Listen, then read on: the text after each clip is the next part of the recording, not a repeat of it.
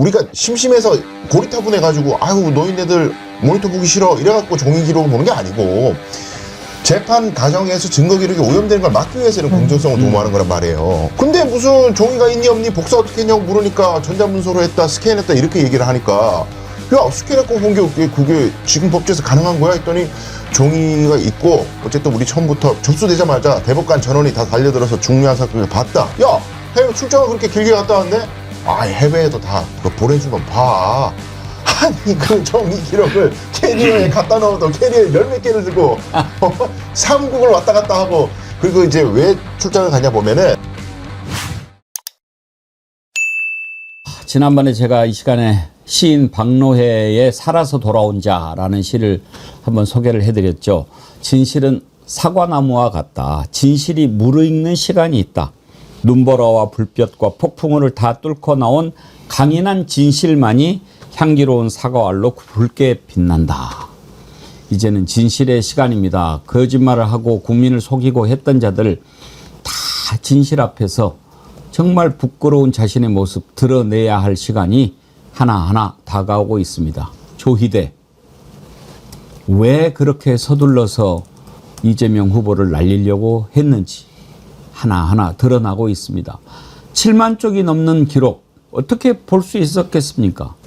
사실대로 이야기를 해야죠. 그런데 막 이런저런 핑계를 댑니다. 뭐 전자문서 어디 있어? 어떻게? 그랬는데 또 놀라운 사실이 나왔어요. 이 사건이 접수돼서 선고에 이르기까지 그 기간에 대법관 2명이 출장이라는 명목으로 외국을 그렇게 다닌 사실이 딱 드러났습니다. 그러면 어떻게 돼요? 그 기간에 이거 봤다고? 그걸 믿으라고? 이 내용부터 다뤄봅시다.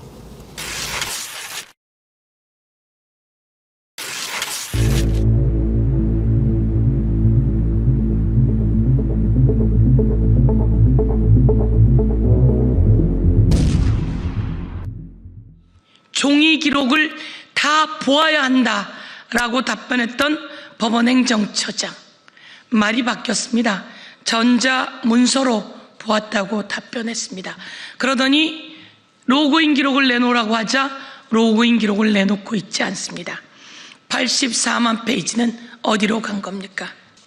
기록을 봤다더니 오늘 바로 이 내용입니다. 저희가 자료를 요구했습니다. 그런데 권영준 대법관은 3월 29일부터 4월 10일까지 13일 동안 해외 출장을 갔습니다. 호주, 칠레, 미국으로 3월 29일부터 4월 10일까지 13일 동안 해외 출장을 갔습니다. 기록 봤다면서요? 이거 말고 다른 날 봤다는 건가요? 준비하는 기간, 뒷정리하는 기간 다 한다면 도대체 언제 이 기록은 보았다는 거죠? 종이 기록은 어떻게 되었습니까? 신숙희 대법관은 또 더 과간입니다. 신숙희 대법관은 4월 7일부터 4월 19일까지 출장이었습니다. 기록 봤다면서요? 종이 기록으로 봤다면서요? 아니 말이 바뀌어서 스캔해서 봤다면서요? 아니 말이 바뀌어서 전자문서로 봤다면서요? 그런데 대한민국은 전자문서로 형사재판을 하는 것은 올 10월 10일부터입니다. 도대체 누가 무슨 기록을 어떻게 보고 이재명 사건을 그렇게 이재명 대통령 후보직을 박탈하는 사법 쿠데타를 저질렀는지 오늘 지적하지 않을 수 없습니다. 강수영 변호사님, 네. 지금 형사소송법상 대법원에서는 종이 문서로만 보게끔 돼 있는 모양이더라고요. 그렇죠. 증거 기록 자체가 종이로 송부가 되고요. 법원 간에는. 그리고 본인들이 공식적으로 인정했잖아요. 종이로 된 소송 기록만이 적법한 것이라고. 근데 이게 왜 중요하냐면은 전자문서라는 건 스캔한 건데 그 스캔을 누가 어디서 어떻게 하는지 어떻게 알아요. 그러니까 수사기관이 증거 기록이라고 편철해서 낸 것을 누가 끈을 다 풀어가지고 스캔을 해서 PDF 파일 누구한테 대법관한테 주면서 혹은 법관한테 주면서 이게 수사기관이 낸 걸 스캔한 겁니다. 어떻게 믿냐고요. 그러니까 편철되어 있는 그 증거 그게 중요한 거예요. 그래서 이거를 복사를 해도 다 그 복사를 언제 누가 했는지 기록을 남기면서 해야만이 이게 기록이 오염되거나 변형되지 않고 공정한 재판으로 갈 수 있다는 게 인정되는 건데 그걸 위해서 이제 우리가 심심해서 고리타분해가지고 아유 노인네들 모니터 보기 싫어 이래갖고 종이 기록을 보는 게 아니고 재판 과정에서 증거 기록이 오염되는 걸 막기 위해서는 공정성을 도모하는 거란 말이에요. 근데 무슨 종이가 있니 없니 복사 어떻게 했냐고 물으니까 전자문서로 했다 스캔했다 이렇게 얘기를 하니까 야 스캔했고 본 게 그게 지금 법제에서 가능한 거야 했더니 종이가 있고 어쨌든 우리 처음부터 접수되자마자 대법관 전원이 다 달려들어서 중요한 사건을 봤다. 그랬더니 야 해외 출장을 그렇게 길게 갔다 왔네? 아 해외에도 다 보내주면 봐. 아니 그 종이 기록을 캐리어에 갖다 넣어도 캐리어에 열 몇 개를 들고 삼국을 왔다 갔다 하고 그리고 이제 왜 출장을 가냐 보면은 그 뭐 법률 교류 뭐 소송 교류라 그래가지고 야 다른 나라는 재판을 이렇게 하는구나 야 판사가 옷을 저렇게 입네 법정이 이렇게 생겼네 희한하네 이런 거 하러 가는 거예요. 그렇죠. 아니 나라도 보니까 네. 칠레, 남아공, 호주, 아일랜드. 하하 이거 참. 그러니까요. 이걸 가가지고 호주, 칠레, 남아공 가서 뭐 아일랜드 뭐 왜 간 것 같습니까? 이게 이제 낸 의견을 보면 세계 최고 행정 법원 협의, 세계 여성 법관 협의라고 하는데요. 저는 도통 이해할 수가 없습니다. 저도 법원 담당하는 기자를 했었는데 사회적으로 관심이 높은 판결 있잖아요. 예를 들면 대기업의 소위 총수 이것만 해도 재판관들이 몸가짐을 너무너무 조심합니다. 변호인들도 안 만나고 기자들도 안 만나고 집으로 이거 뭐 조그마한 기록이라 가졌다 흘릴까봐 심지어 이런 것을 너무너무 조심하고 출장이요? 상상도 할 수가 없는 일입니다. 그런데 35일 동안 2명의 대법관이 13일 합산 26일간 해외로 다녀왔다? 사실상 이 기간에 출장을 갔다라는 것도 맞지 않고요. 그럼 왜 출장을 갔을까? 이미 결론을 내놨다는 거잖아요. 사건 기록 제대로 보지도 않고서 이재명 그냥 유죄로 해 파기환송시켜 이렇게 결론을 냈다고밖에 국민들은 의심을 할 수가 없는 겁니다. 만약에 13일이나 자리를 비우고 그럼 한 12일 정도 되는 기간에 7만 쪽에 달하는 것을 종이 기록으로 다 봤다? 이거는 판사가 아니라 정말 누구 말 떠나 도사들이다. 아니면 궁예만 할 수 있는 판결이다. 이런 생각이 들고요. 대법원이 자꾸 이렇게 거짓말을 할수록 국민들의 불신이 더 쌓이는 겁니다. 그래서 지금 민주당이 계속 집요하게 대법원의 문제를 파고들고 있는데요. 이것은 무너진 정의를 다시 세우는 것이다. 이 사람들이 지연된 정의는 정의가 아니다라는 식으로 말했던데 허술하게 조작한 정의는 정의가 아닙니다. 지금이야말로 이 과정을 제대로 밝히는 것이 정의라고 저는 생각이 듭니다. 이자들 낯짝 한번 보여드릴까요? 상고심 35일 중에 13일간 해외 출장 갔던 낯짝입니다. 그러면은 뭐 이렇게 이야기하려나? 칠레, 남아공 가려면은 비행기 한 15시간 갖고도 안 되죠. 막 갈아타고 막 한 20시간 타고 그래야 될 거예요. 우리가 그 20시간 비행기 타고 가면서 그 기록만 보느라고 잠 한숨 못 잤다고 그렇게 이야기할까요? 저는요. 만약에 자기들이 이렇게 13일 동안이나 그렇게 해외를 갔다 왔다 그러면은 대법원 전원합의체에서 이렇게 신속하게 결정 내린다 그럴 때 반대했어야 돼요. 맞아요. 제가 좀 더 검토하고 이거는 나중에 가서라도 문제가 될 수 있으니까 좀 더 신중하게 제가 검토할 시간을 좀 달라 이렇게 요구를 해야 맞거든요. 그냥 암묵적으로 동의해 줬다고밖에 볼 수가 없는 거잖아요. 갔다 온 사람밖에 누가 더 그 당시 현지 상황을 알 수 있겠습니까? 그리고 제가 볼 때 더 말이 안 된다고 생각하는 건요. 과거에도 우리 정부가 뭐 예전에 신문도 그렇잖아요. 이 파일 형태로 돼 있지 않아가지고 그거 다 스캔 뜨는데 무지하게 시간이 오래 걸려요. 7만 쪽 스캔 뜨려면요. 시간이 한 100명 동원해도 열흘 만에 못 끝낼걸요? 엄청나게 오래 걸려요, 시간. 근데 권영준 대법관은요. 3월 29일부터 갔다 왔어요.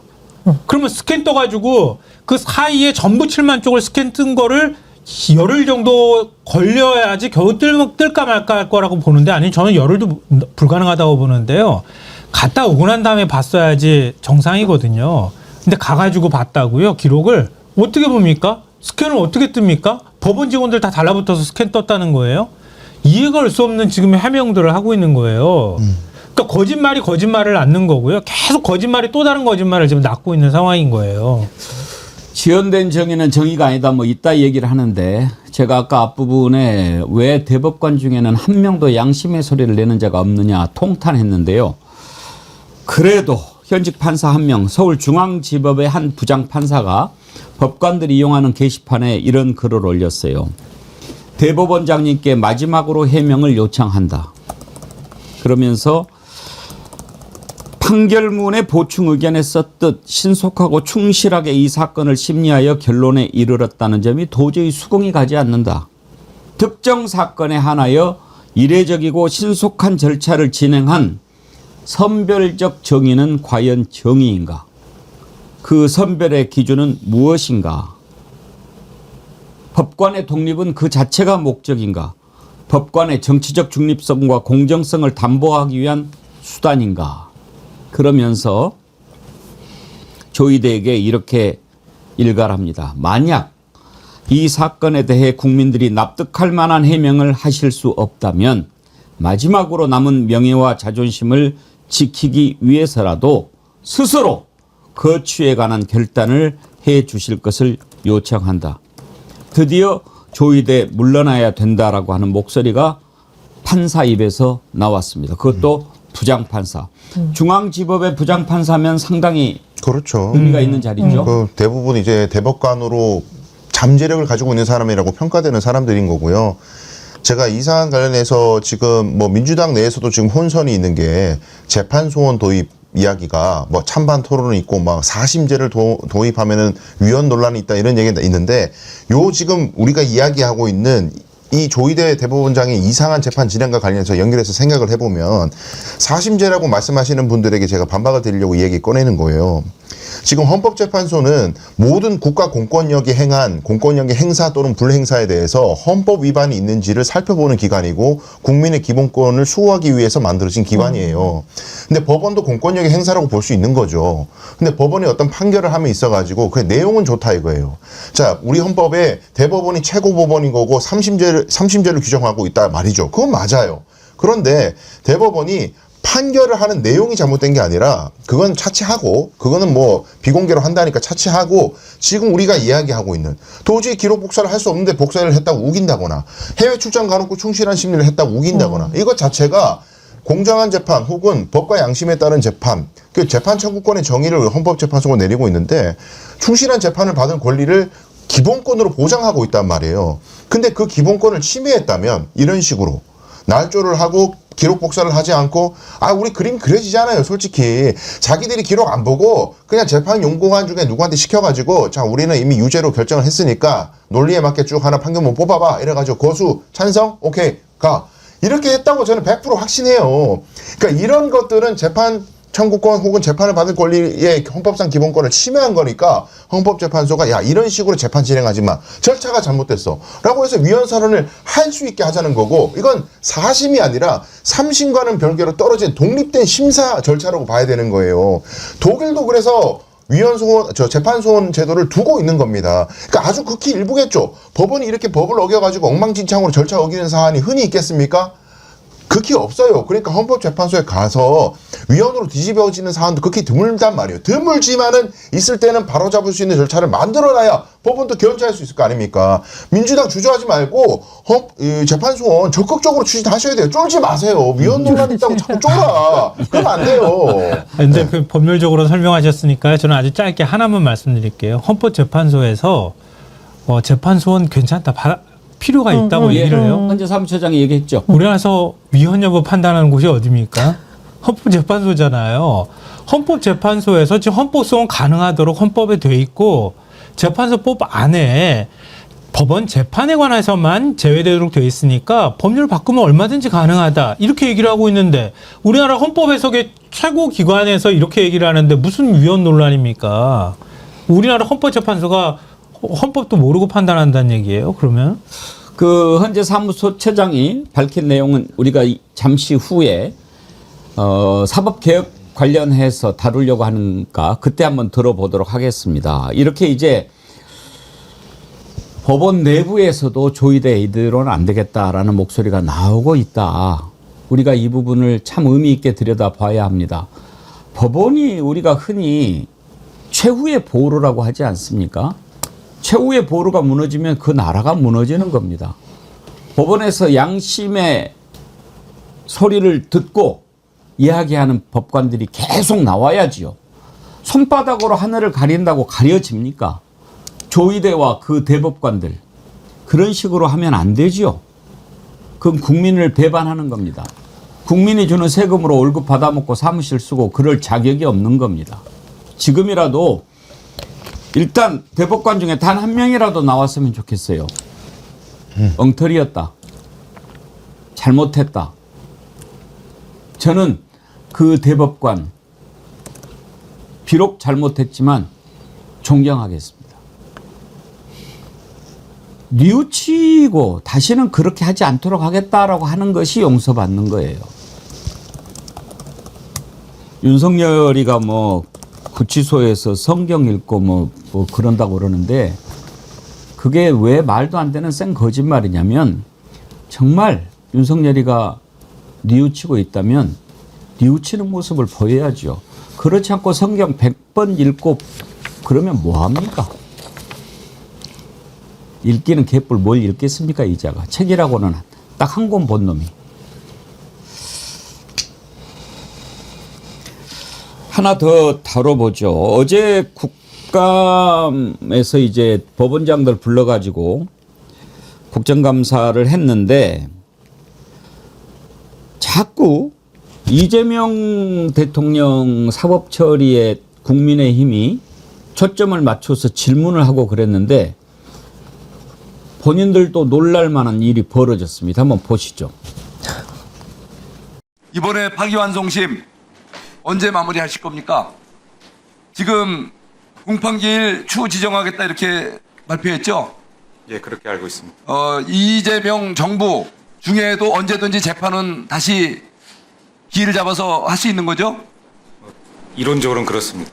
현실적으로도 불가능하지 않죠? 예, 불가능한 건 아닙니다. 예. 정말 여러분들 정말 양심, 법과 양심에 따라서 국민들이 원하는 대통령이라고 해서 두려워해서는 안 됩니다. 지금 저렇게 막 그 압박하고 그렇게 하면 뭔가가 결과가 달라질 거라고 기대하는 걸까요? 근데 저는 웃긴 게 국민의힘이 지금 법원에 대해서 간섭하고 국회가 입대는 거는 상권분립 위반이라고 그렇게 얘기를 해놓고 자기는 또 빨리 판결하라고 쪼아요 또. 이거 도대체 논리적 정확성 전혀 없고 그다음에 서울고등법원장의 저 이야기는 저는 정말 깜짝 놀랐는데 이론적으로 불가능하다고 해야 맞아요. 이론적으로 불가능하다고 해야. 아니 왜냐하면 지금 심심해가지고 재판을 홀드한 게 아니고 그러니까 공판기일 추후 지정이라는 건 공판기일을 지정하지 않고 나중에 다시 잡겠습니다 하고 밀어놓는 건데 근데 그렇게 한 이유가 그냥 결단한 게 아니잖아요. 뭐 누가 무서워서 그렇게 압박받아서 한 게 아니잖아요. 헌법 규정에 대통령은 재직 중에 형사소출을 받지 아니한다고 돼 있는데 그 의미 왜 그런 규정을 우리 헌법이 두고 있는가 그리고 우리 국민들이 왜 그런 헌법 규정을 만들었는가에 대해서 헌법재판소가 명확하게 설명을 했어요. 대통령은 국군 통수권자고 행정부의 수반이기 때문에 형사소출을 당하게 되면 기소가 되면 재직을 못한다. 그러니까 직무수행을 하지 못한다. 그러면 대외 시민들도 영향을 미치고 게다가 온 국민들이 선출한 최고 권력자이기 때문에 그 주권을 존중하는 의미에서도 자제되어야 된다. 그 얘기인데 자 기소를 언제 했느냐를 떠나서 이미 기소되어 있는 사람도 그 기소된 상태를 멈춰줘야 그 직무수행도 가능하고 대외 시민들도 영향이 없는 거죠. 그걸 감안해가지고 서울고등법원의 그 재판장이 공판기일 추후 지정이라는 결단을 내렸는데 이제 와가지고 지금도 할 수 있는데요. 법원장이 그렇게 얘기를 하면 그럼 지금 뭐예요? 추후 지정해놓고 그대로 내버려두고 있는 판사는 뭐 직무유기하고 있다는 거예요? 뭐예요? 아니 그리고 법원장이 개별 재판에 대해서 그렇게 뭐 할 수 있니 안 할 수 있니 그렇게 얘기를 하면 그거 자체가 문제 있는 거 아니에요? 아니 재판관 하나하나가 법관 양심에 따라서 개별적으로 판단하는 거지 뭐 법원장이 할 수 있니 많이 그런 얘기 왜 하는 거예요 도대체? 저 말을 듣고 장경태 의원이 보인 반응을 한번 보시죠. 하는 동료 의원의 질문에 대해서 헌법 84조에 의해서 소추받지 아니한다. 내란 외연을 제외하고는 이 부분에 대해서 서울고등법원장님께서 재량사항이다. 진행 가능하다라고 하신 진행이 가능하다고 하신 건가요? 말씀드린 건 아니고요. 그 현실 재판에 대해서 말씀드린 게 아니고 이론적으로는 재판이 포함된다는 견해도 있고 주요 헌법학자들 대부분이 기소뿐 아니라 재판 진행도 중단된다라는 의견을 갖고 계십니다. 학설의 다수설인 건 알고 계시죠? 전 국민이 아마 이 답변을 다 돌려볼 겁니다. 아마 깜짝 놀랄 답변을 하신 거예요. 정말 황당합니다. 저는 저 부분을 일단 조희대 일당이 작심하고 어떻게 해서든지 버텨보려고 하는 반격 차원에서 나온 발언이라고 생각합니다.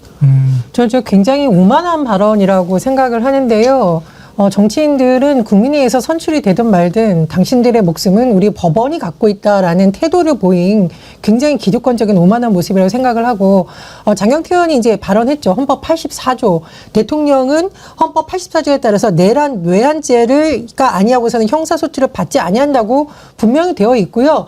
제가 대선 전에 이미 이루어졌던 헌법학자들 세미나에 굉장히 많이 갔었는데 대다수 헌법학자들이 이미 이런 의견을 냈었습니다. 대선 전에 이미 거의 학계에서는 정설로 받아들이고 있는 건데 서울고등법원장이 나와서 본인의 의견에 따라서 이렇게 저렇게 그것도 국감에서 이렇게 말한다. 이건 굉장히 오해의 소지가 있는 부분이라고 말씀을 드리고요.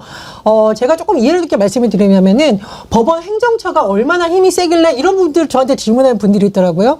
제가 법원 출입할 때 보면 법관들도 공무원이기 때문에 법원 행정처와 대법관들과 대법원의 영향을 받을 수밖에 없습니다. 그래서 대법원장이라던가 대법관들이나 법원 행정청이 예를 들면 국민들의 인권을 보호하는 쪽으로 우리가 가야 된다라고 계속 주장을 하면 법관들도 재판을 할 때 그 부분을 세밀하게 보는 거고요. 검사의 수사 기록만을 보지 말고 당사자들의 진술을 열심히 들어야 된다고 하면은 법원이 그런 방향성으로 가능합니다. 즉 국민의 입장에서 사법개혁을 위해서 법관의 독립이라는 것은 국민의 기본권을 보호하고 정치적 독립을 보장받는 쪽으로 대법관과 법원 행정처가 가야 되는 거지, 저렇게 법적 논란을 일으키고 정치적으로 편향되어 있고 입법부 위에 군림하는 듯한 모습을 보이려고 법관의 독립을 보장하려는 것이 아닙니다. 지금 오히려 국정감사정에서 보여준 조희대 대법원장과 서울법원장의 저런 태도가 오히려 국민들로 하여금 사법개혁해야 된다, 이런 주장에 더 힘을 실게 하는 것으로 저는 봅니다. 네, 저는 김대현 서울고법원장 얘기 듣고요.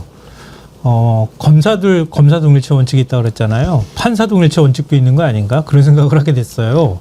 왜냐면 어제 내란이냐 아니냐는 걸 가지고 굉장히 질문을 많이 받았거든요. 근데 대답을 못해요, 판사들이. 아니, 내란인지 아닌지를 대답을 못하면 어떡하자는 겁니까? 그럼 그 명분은 그거예요. 아직 직위원 재판장이 재판을 진행 중이기 때문에 내가 영향을 미칠 수 있다. 이것 때문에 대답을 못했다고 하는 거잖아요. 그런데 지금 이재명 대통령 재판이 가능하다고 얘기를 한단 말이에요. 그럼 이전에 재판부가 판단한 건 뭐가 되는 겁니까, 그러면은? 말이 안 되는 거잖아요. 자기가 선택적으로 필요하면 갖다가 그냥 써버리는 거예요. 그런데 필요한 부분이 있으면은, 만약에 대법원장이 판단한 부분이나 이런 게 있으면은 판사 독립체 원칙이 있는 것처럼 찍소리도 못 하는 거예요. 이게 말이 되나, 이런 생각이 들고요. 만약에 김대웅 원장의 어떤 태도로서 제가 볼 때는 이 답변을 하려고 하면 이론적으로 가능합니다라고 답변하면 안 되고요. 이론적으로 불가능하다는 건 아니라는 의견이 있다, 이렇게 답변해야 맞는 거예요. 그래야지 판사로서 적절한 답변이었던 거예요. 근데 너무 명쾌하게 이론적으로 가능합니다 이렇게 해버리면은 가능한데 지금 안 하고 있다는 뜻으로 읽힐 수 있잖아요. 그러니까 기본적으로 판사로서의 어떤 입장을 밝히는 것에 대한 조심성조차도 없는 거다. 그냥 눈치 보기를 하고 있는 거다. 이렇게밖에 해석이 안 돼요. 죽정님, 사법부가 너무 썩었구나. 내란도 판단하지 못하는 판사가 무슨 판사냐. 몽돌님도 내란을 내란이라고 말도 못하는 게 무슨 판사입니까? 제가 항상 말하지요. 이번에 내란에 가담한 자들 다 벌 받아야죠. 그리고 역사를 바로 세워야지요. 그런데 그 과정에 우리가 그 보았던 것들, 검찰이 어떤 식으로 범죄를 저질러 왔는지, 사법부가 어떤 식으로 진실을 가려왔는지, 이런 것들도 다 이제는 진실의 시간이니까 드러나서 고치는 것, 바로 잡는 것, 이게 더 중요한 일이다, 이런 마음이 드는 겁니다.